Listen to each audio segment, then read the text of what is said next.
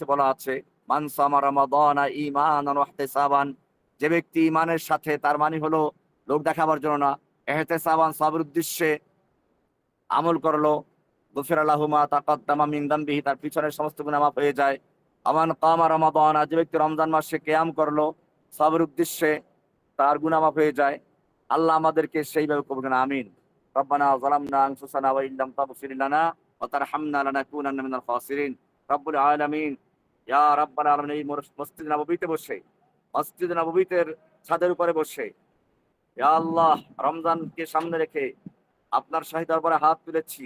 আমাদের দুনিয়ার প্রান্তে প্রান্তে যে ভাইরা হাত তুলেছে, ইয়া আল্লাহ, সকলকে আপনি কবুল ও মঞ্জুর করেন ইয়া আল্লাহ। আমরা আজকে বিসমিল্লাহ নিয়ে আলোচনা করেছি।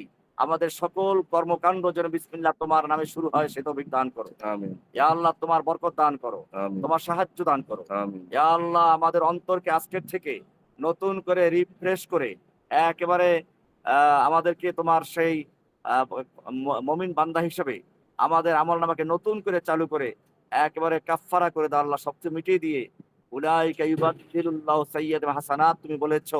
আল্লাহ, আমাদেরকে সেই অন্তর্ভুক্ত করে দাও। আমিন। আল্লাহুম্মা জাআলনা মিম্মান কামা রমাদানা ঈমানা ওয়া ইহতিসাবা। আল্লাহুম্মা জাআল ফি মান সামা রমাদানা ঈমানা ওয়া ইহতিসাবা।